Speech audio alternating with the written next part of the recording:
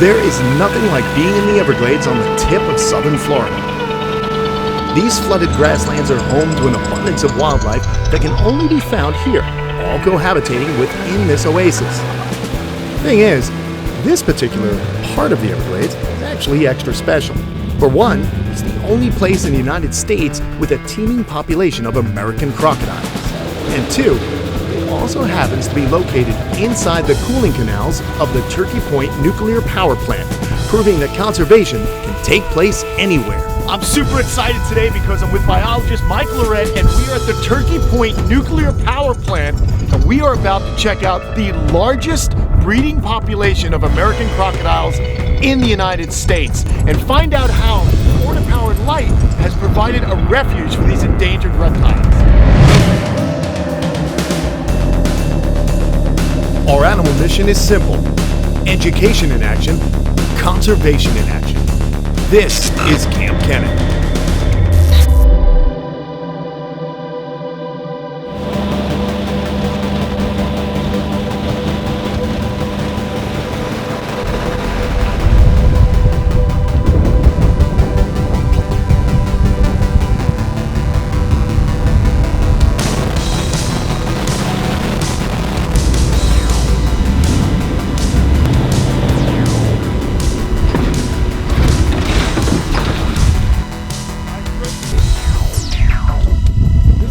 This is pretty amazing, man. So we're inside all the cooling canals for the power plant.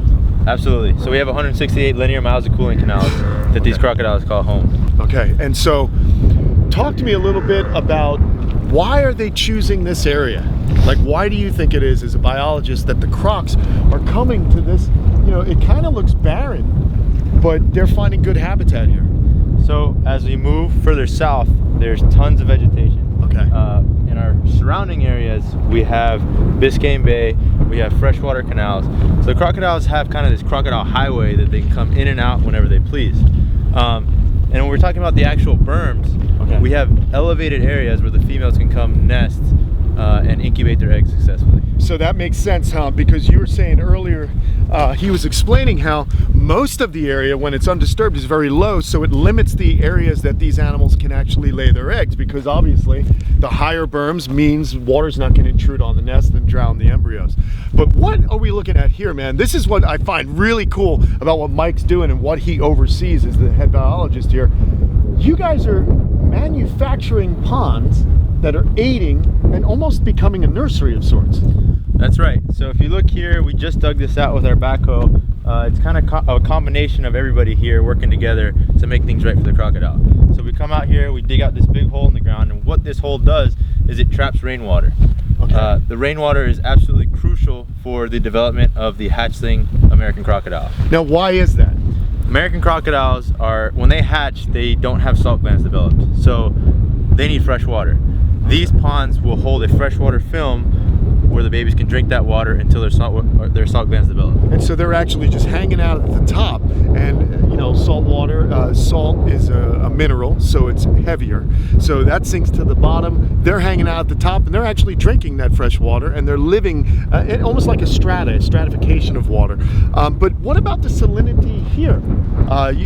What's going on? How salty is this water? So it is saltier. We have about, it averages about 50 parts per thousand. When we talk about these actual ponds though, with that rainwater, the surface water is much fresher than what's below. Gotcha. So it's perfect for the crocodiles. Once the crocodiles develop those salt glands at a couple months of age, they'll go right back into the system, live long, happy, healthy lives. That's really amazing. Totally protected here, and this is just really cool that this place exists. And you know, it's funny, the thing that, you know, most oftentimes we view human development as a hindrance to wildlife, but not only crocodiles, there are other animals that are benefiting from this facility, aren't they? Absolutely. We have tons of federally protected species. We have tons of endangered species that call Turkey Point home. Oh man, we're gonna go check out some more right now. So this is just one of the new ponds you guys have dug. Yes. So why exactly do these canals exist for the power plant? These canals exist to cool the nuclear reactor. The system, the canals work much like a car radiator. And even if you look at an aerial view of Turkey Point, you'll see that it looks just like a car radiator. There's an intake and there's a discharge. The water goes in a big circular motion in the canals, cools, evaporates, and continues to go around. All right, so the obvious question is, how radioactive is this water? This water is not radioactive, it's just salty. Gotcha. So there's no chance in us mutating an American crocodile and then turning into a really bad B movie.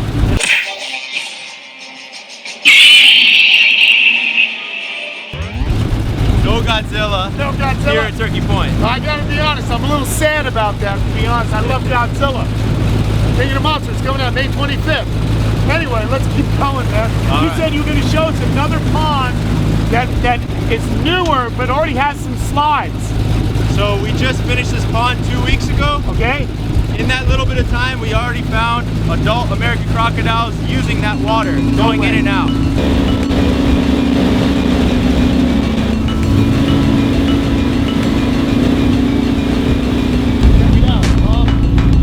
So right here, guys, we did one pass at it, but that's a belly slide from an American crocodile, and you can almost see where the tail dragged as well.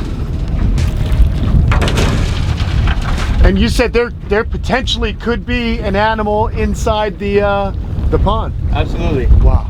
Could definitely be an animal hunkered down in there. Out here, well, in general as well, they've also been known to dig large, basically tunnels. So with this soft substrate, a lot of these crocodiles will come into these ponds and dig deep tunnels where they live. Get out of here. Now, is that also a little bit of a survival technique when it gets cooler? Do they use those tunnels as kind of like a refuge against cold weather from however infrequent it is down here? Not only for weather, but I would say even for drought. So, you know, in areas where they historically range, they go through drought, and that's how they can hold some water. Do you ever see gators wander into here? Has that happened? It has happened in the past, but they don't prefer this environment. Right. Obviously, it's too salty. In South Florida, it's the only place where crocodiles and alligators coexist. So we do find them in the surrounding areas. Okay. However, with this saltier system, we don't really find alligators. All right. So we're gonna head now to a pond that has been, it's kind of been in use for a while now. We can kind of show everybody just how quickly things grow around them and become a really cool habitat. So fire it up, I guess, buddy. Let's do it. Look right up there, stay in your area. Okay. That's where one of the two places where two females nested, basically right on top of each other. Wow. What's really interesting about those nests, both females, they hatched about a week and a half apart, took their babies from that nest site into the system, all the way out up there into a pond, and dropped them off into the same pond. Really? Yes. So essentially if there wasn't a biologist there to collect them in between mothers taking their babies there, we would have a mix that we wouldn't know which one is which. Okay, gotcha. So it's important for your DNA research, right? Yes. And so what's the purpose of you like microchipping these offspring? Why are you guys doing that? It's part of a long-term population study for the American crocodile.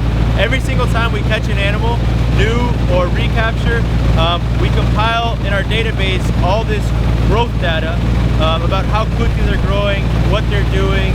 You know, all this information is vital to understand the American crocodile in South Florida. Very cool.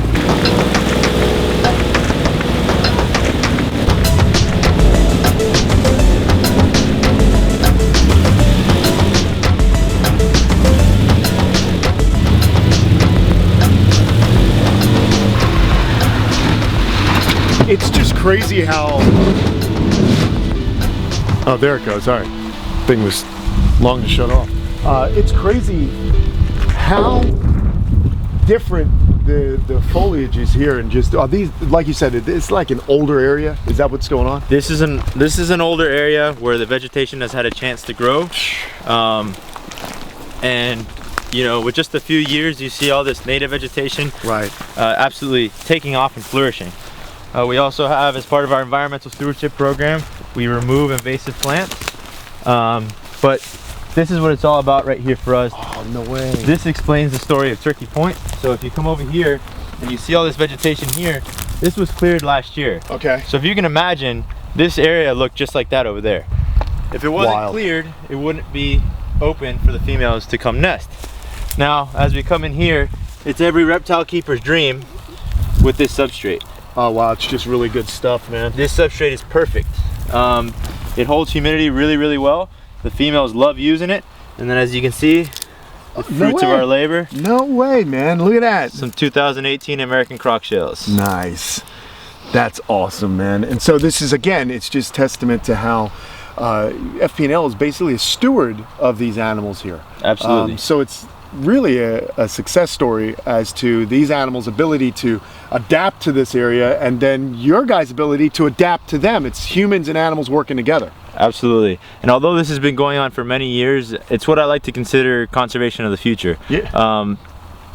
People are working here, in and out of here all the time, yet we still have the ability to protect the federally protected species. Very cool. Now, in addition to something else that's interesting, I mean, just look at this pond, man.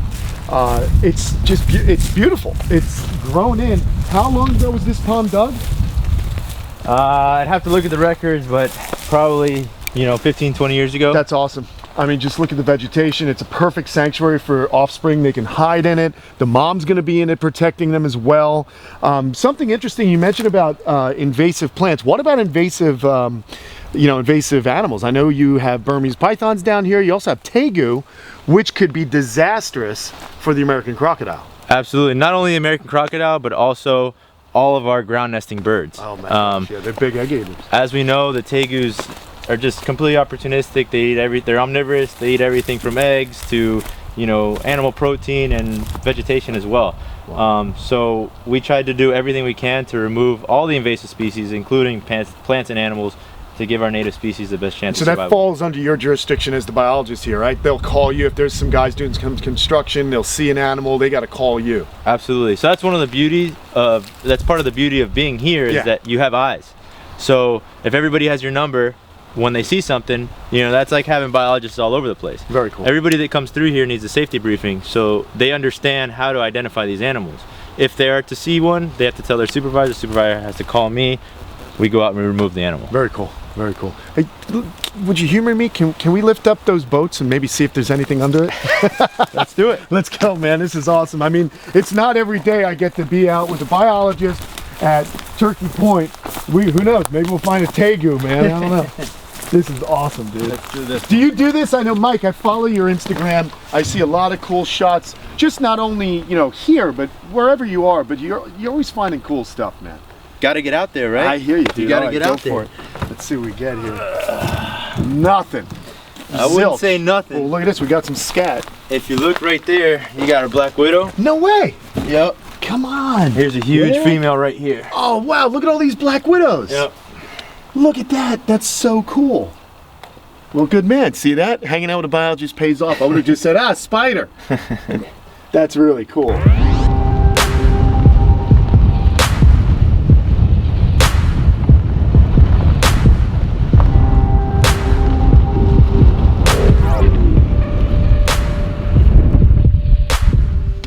So as promised, he said the truck would be the way to see them. Now, when we're in the boat, I mean, it scares the crocs, but this is actually one of the best ways for you to do research, isn't it? So this is a great opportunity for us to look at the adult crocs out basking, and we can actually identify them from the scoop clips. Oh, really? Yes. All right, so we just saw what looks to be, there was a female. The first one we saw was a female, and this you think also is a female. Absolutely. Because of the size, and now you're saying that a male wouldn't be in here at that size. A male that size would absolutely have been kicked out of this section of the canal. Gotcha. And so what canal are we on? We're in a surrounding canal here around the Turkey Point area. Okay, cool. So these guys can move back and forth between the cooling canals and then the canals that lie on the perimeter of the facility.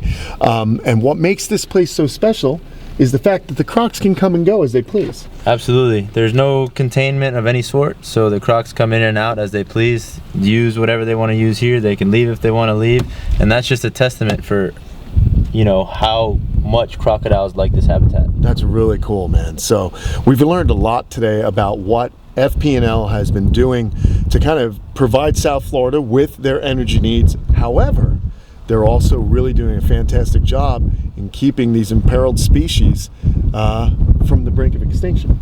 You know, so it's a stronghold for the American crocodile, huh? Who would have thought it? Nuclear power, crocodiles together, and human beings and animals kind of working hand in hand. That's right. Good job, Mike. I really appreciate you, Thank you spending the day with us and showing us just what your job entails. So where can people find out more about this project? We're in the process of getting the word out more, updating our website and all of that. But this is a project that's been going on for years. So we're just gonna continue doing what we're doing and, you know, hopefully educate a few people on the way. All right, well, very cool, man. So Mike Lorette, and he does have his own personal Instagram page, Mike Lorette Reptiles. That's it. Definitely check it out because he does like to post some of the things that he does with science. So it's really fantastic. Thanks again. Thanks to FP&L for letting us out here. And guys, if you like the video, like and subscribe, and we'll bring more educational videos to you that highlight people that do conservation work like Mike Lorette. All right, guys, I think we're going to keep cruising. Let's see what else we can find. Later.